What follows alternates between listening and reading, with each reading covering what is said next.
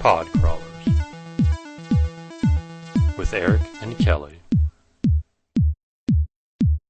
Howdy ho! Welcome to another awesome edition of Pod Crawlers.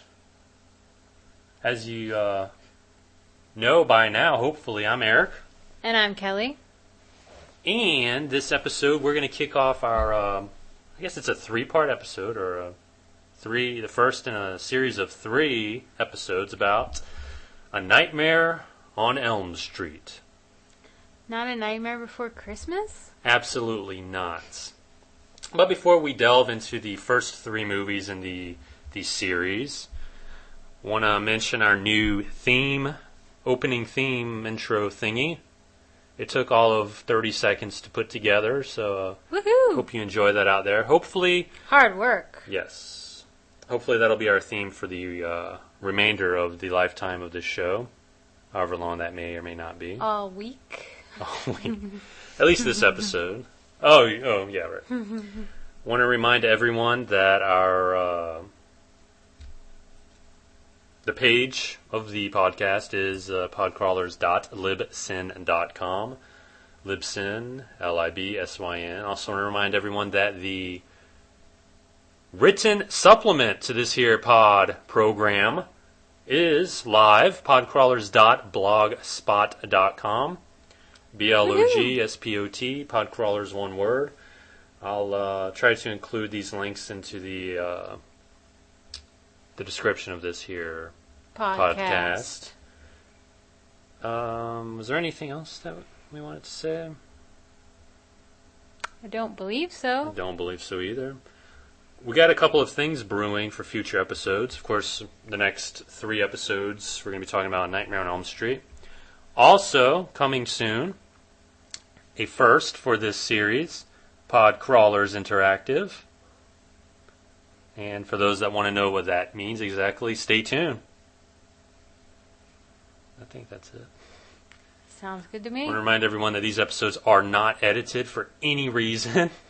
Obviously, so it's all good. It's all good. Woohoo! Woohoo! Podcrawlers@gmail.com. That's the other thing I wanted to mention. By the way. Yeah. So check all of that out. There's exclusive content on our blog. Stuff that you will not find on this podcast at all. Including porn. There's no porn. Hey, I'm trying to get them to go visit. It's true. Podcrawlers.blogspot.com. By the way, I might post something real soon. We update I've it. posted. You have, which is odd. Just once. Yeah. We try to get every other day a post. I'm planning to post more because a lot of things aggravate me. So. Well, it's about reviews, basically, movies that we've seen and really don't want to talk about, or I've seen and you haven't seen. So why waste precious podcast time? Or aggravation. True. My first post was all about aggravation. Yes, read it, people. Podcrawlers.blogspot.com, which I set it up as not only a supplement to this program, but also as a possible future home should we decide to end the podcast series. So we'll just have a blog. Just a blog, which it's not the same, but it's better than nothing. Better than nothing. And since, we only have one fan to the show, not that I'm complaining. Maybe 2. Not that I'm complaining, but, should we really continue for one fan? I don't know. That's something we'll have to decide. We have until October. That's when our contract is up. Wow, sounding all official. Wow. We try to be as professional as we can on this here Podcrawler show. Yeah, sure we do. Yes. Also, until I figure it out, if you are an iTunes listener, the last couple of episodes have not been marked explicit. We apologize. I forgot, basically. It's a new layout when we post these episodes. But yeah, explicit. Just future episodes, take heed. We might say things that are off color. Further. Right. Sock cucker. Yeah. Moving on to movies that, anywho, I think we wasted enough. Do need explicit content. A Nightmare on Elm Street. There is the holy or unholy trinity of horror movie icons. You have the father, Michael Myers, the son, Jason Voorhees, and the unholy spirit, Freddy Krueger. Really? I more think of him as a pedophilic uncle.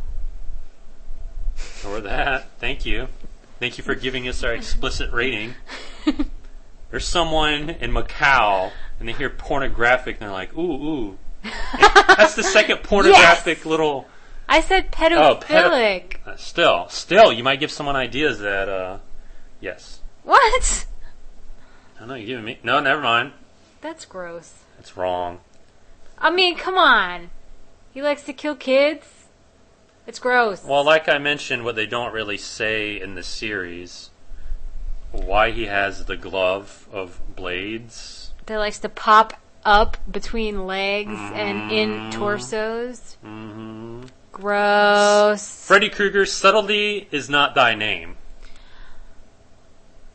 You forgot to mention the many stars of the first Nightmare on Elm Street movie. Well, we haven't even... that's like our preface to the first movie.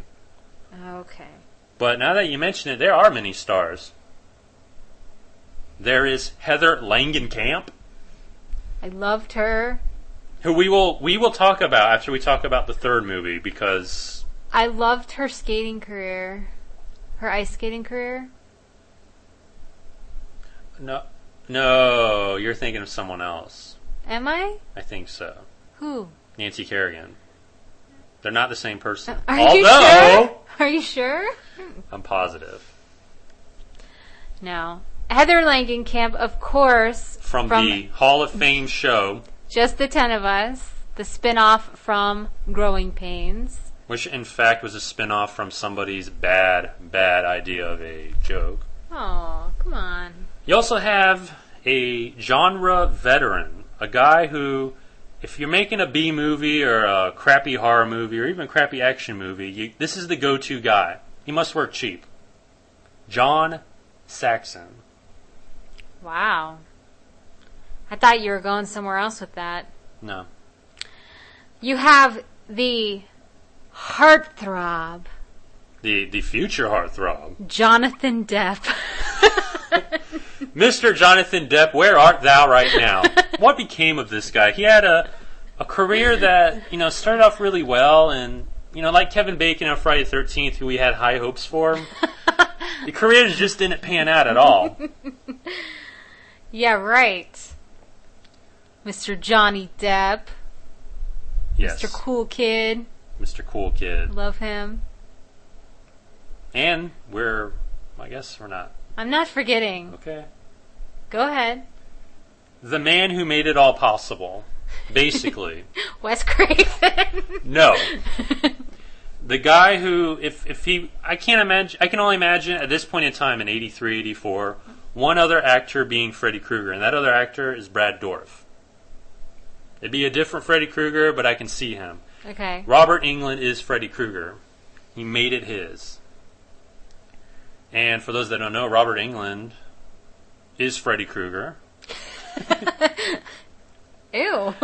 Right. No, I meant, no. Speaking of guys, go-to guys, if you're making a crappy movie like, what's the one, Bikini Zombie Strippers or whatever, he's the guy you go to be in it. In present day reality. So. Who? Robert Englund. Oh. He's parlaying that into crap movies. I thought we had moved on. We are. Let's talk about the movie. For those that have been living under a rock, Freddy Krueger... Bad guy. He is stalking the children. Well, I think a little backstory is needed. He is, or was, well, I guess he still is a child killer. when he was alive, he was a child killer. He was caught and let off on a technicality. The parents in the neighborhood of Elm Street take matters into their own hands, and they kill him, burn him alive, whatever. So now he's back, stalking the dreams of those parents' children, and killing them. Killing them in the dreams, thus killing them in reality. Wow, that's convoluted. A little bit. It's no Friday the 13th Part 5. Okay. Get over it, honey. Anywho, that's the gist of it. I didn't see this movie like in the 80s. I first saw it, maybe I was in high school. Not for a lack of trying, just for a lack of, heard about it. It's nothing special. And when I first saw it in the 90s, I thought, hey, this is a pretty decent movie. However, we just watched it within the past week or two. And I don't think time has been kind to this so-called classic. What do you mean? It is a product of the 80s, unfortunately. And I think more so than just about 60 or 70% of any other 80s horror movie. Mm-hmm. I totally agree. From the acting to the hairdos to the attitudes, total 80s. And not in a good way. And I think this is the genre of the three that seems to stick out when you think, oh, well, it is 80s. Because, I mean, I know Halloween didn't start off in the 80s, but it's kind of so general that it could really take place any time. They don't throw at you 70s and 80s through the Halloween movies. Right. And even through Friday the 13th. For the most part, yeah. You do get it. You can tell what decade the movies take place in. Right. But it's not screaming at you every turn like it is with Nightmare on Elm Street. It's like, oh, really? This is an 80s movie? Which, I mean, they didn't set out to make an 80s movie. At the time, they set out to make a movie that was contemporary. However, hindsight doesn't treat it well in that regard. It kind of takes away from the impact of, the horror. A little ridiculous. Right. Idea aside, the movie is lacking. The idea, I can work with that. It's a decent idea. I mean, at the time, it was pretty original, I guess. Yeah. Although, I think that... Do you remember the movie Dreamscape? Dennis Quaid? Yes. Came a couple years prior, so... It's almost like Wes Craven saw Dreamscape and was like, hey, let me put a horror spin. Right. But, kind of works. The acting... Oh, gosh. Is horrible. Yes. Which I wanted to hold off talking about the acting because Heather Langenkamp, she's, lauded as a horror scream queen and, one of the definitive horror, heroes. She was... And a great actress. She was on Maxim's list of the hottest horror queens or something like that. And I'm like... No. Really? What year was that? Did that list come out? That was actually in Pedophilia Weekly, I guess, or something. I don't know. Terrible. And to have her come back for a third one and then New Nightmare, maybe her and Wes had some illicit affairs going or something. She had some evidence or something against him because no. She was... Let me put it this way. When your acting is sub Friday the 13th level, there's a problem. But that aside, the movie is okay. Just okay. It's alright, yeah. Right. However, I mentioned this both times we saw this. I think we've seen this twice together, maybe. That this is probably as close to an Asian horror movie that an American horror movie will ever get to in terms of being an Asian horror movie without being a remake. An original, yeah. And actually, there are other movies, we're going to talk about the second movie, That's kind of more like an Asian horror movie than this one is, without being a remake and a total ripoff. Right. Which says something.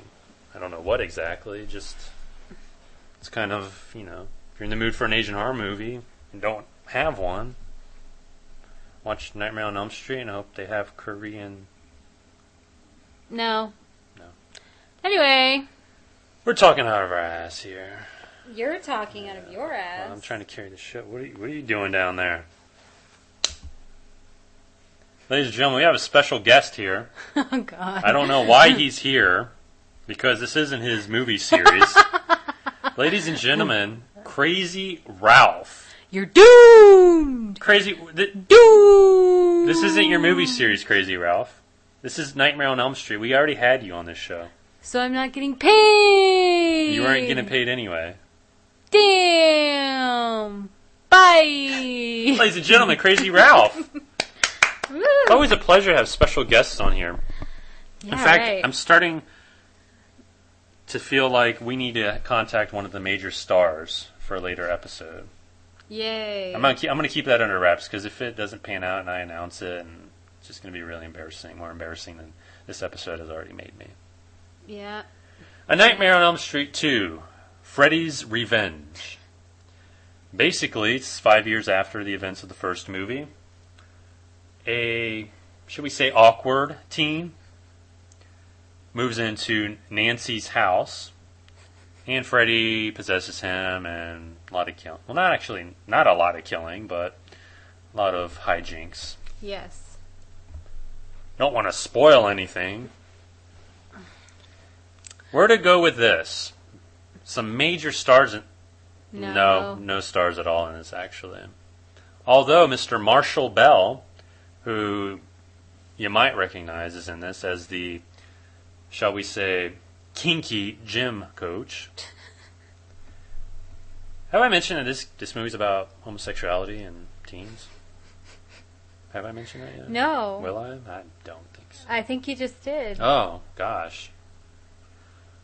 This should have been the Podcrawlers Interactive, where we could find some YouTube scenes and just as visual aids, so to speak.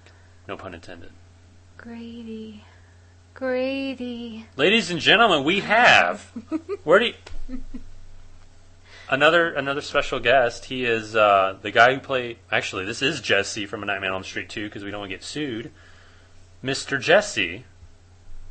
How are you today, Mr. Jesse? Where's Grady? We didn't book him. Well, actually, we didn't even book you. You just showed up. But he's my buddy.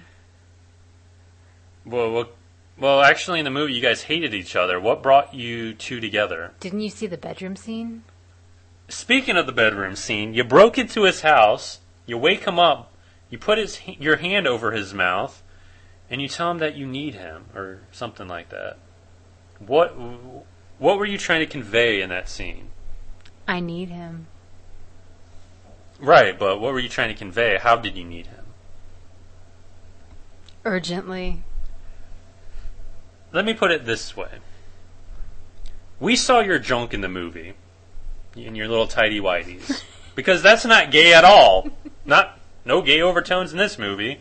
But Jesse, let me put it bluntly. Did you want to put your junk in his trunk?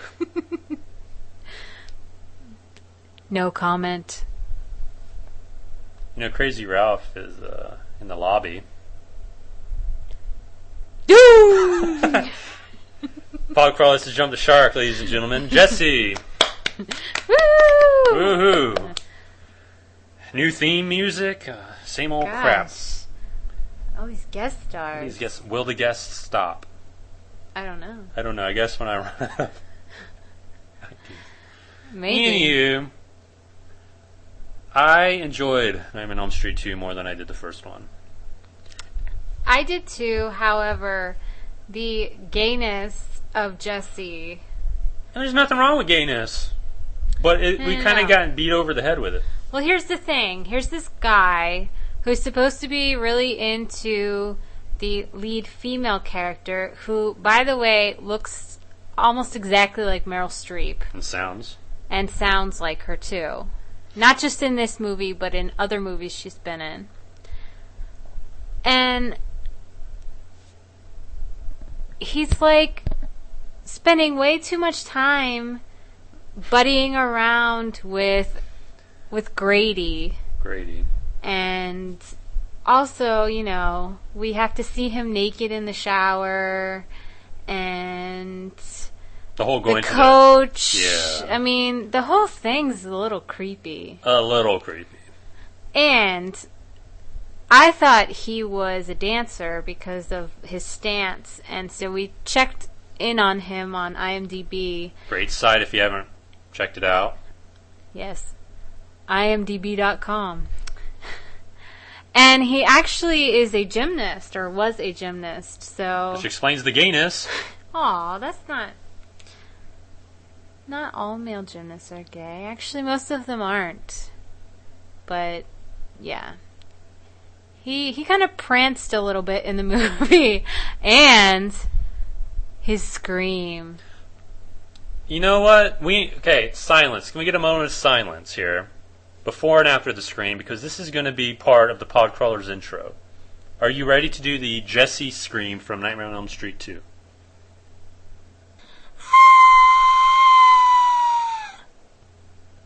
Wow. You totally... Wow, you nailed it. Thank you. Just like Jesse nailed Grady, I guess. Ew. But I think we both can agree that the second Nightmare movie is better than the first. I wouldn't say it would be a better first movie to the series, but it just works better. I agree. You agree? Moving on to, I guess, a turn in the series.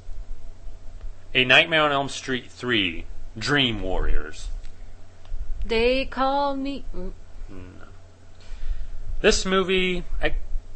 is a direct sequel to the first movie. It kind of ignores the second, which a lot of people do ignore the second for no reason. It's not a horrible movie. It's decent. It's a decent bad movie. But I think the second one could stand on its own. Yeah. Whereas this one kind of pulls it back to the franchise. Yeah, you need to see... Well, you really don't need to see the first movie, but you kind of feel left out. It brings back John Saxon and Heather Langenkamp and Freddy Krueger. Or Robert Englund. Didn't you say Robert Englund is Freddy Krueger? I have no more credibility with this show, so it really doesn't matter. Brings them back, basically. What? No, go ahead. Freddy's targeting the last of the Elm Street children after 6 years, which, okay, whatever. These children are deemed crazy by their parents and society because, you know, they're claiming there's somebody in their dreams killing them, their friends and whatever, or trying to kill them.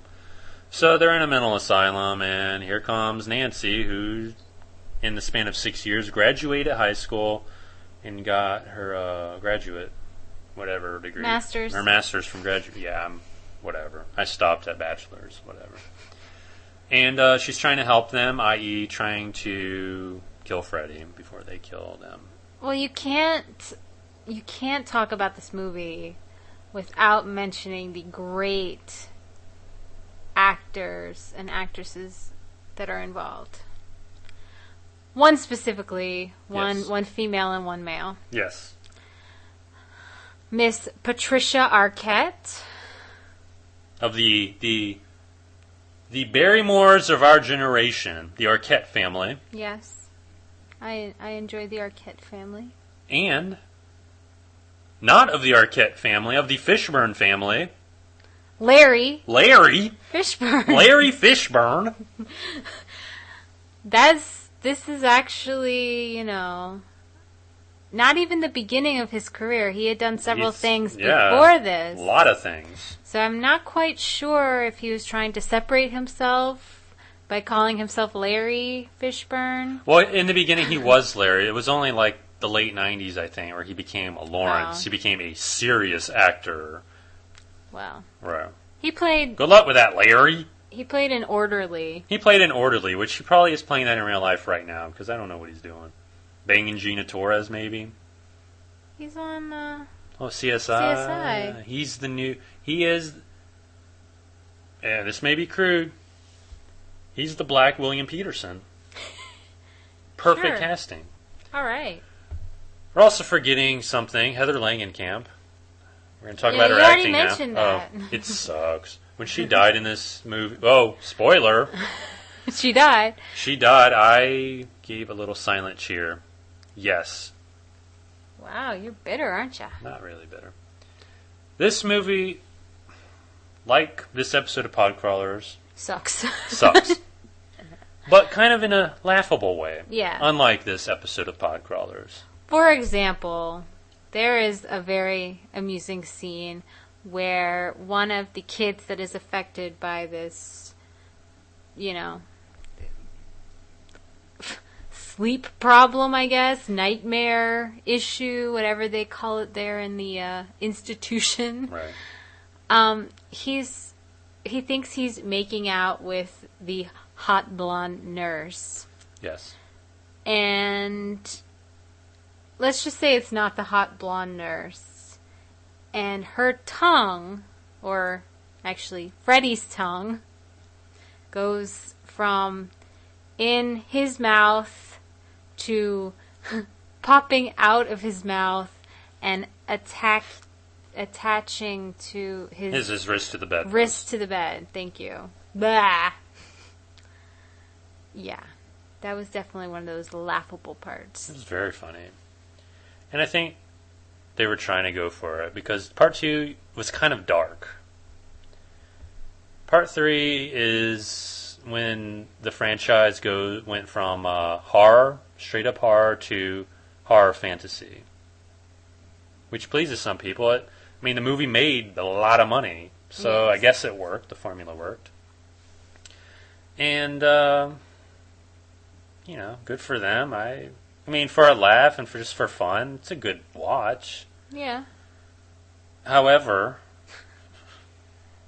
I think what was kind of funny was that, you have these dream warriors, these people, these kids who are in control of their dreams. They find their dream powers. But they don't really do a goddamn thing to hurt Freddy Krueger. What do you mean? Right.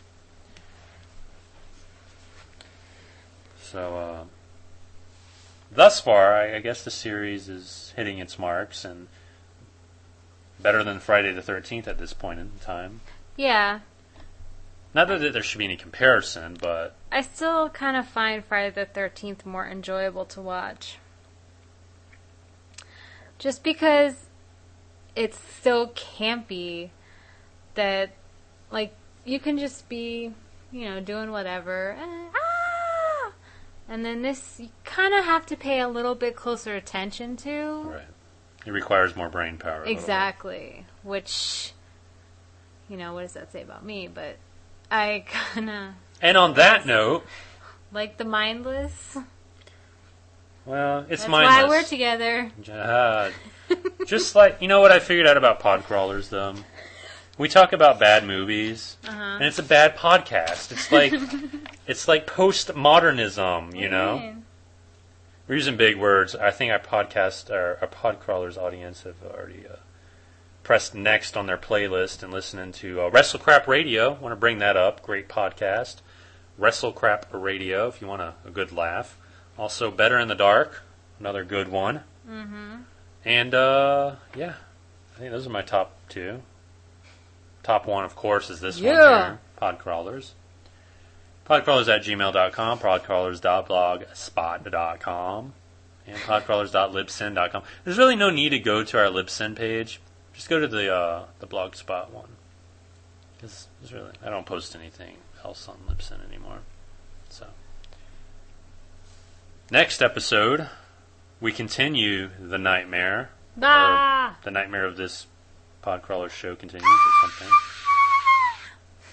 We're going to talk about A Nightmare on Elm Street 4, A Nightmare on Elm Street 5, and Freddy's Dead, The Final Nightmare, which is a lie. I don't think it's the final one. And then after that, we're going to talk about New Nightmare and Freddy vs. Jason, which kind of concludes this whole little thing that we've been doing. Ties our franchises together.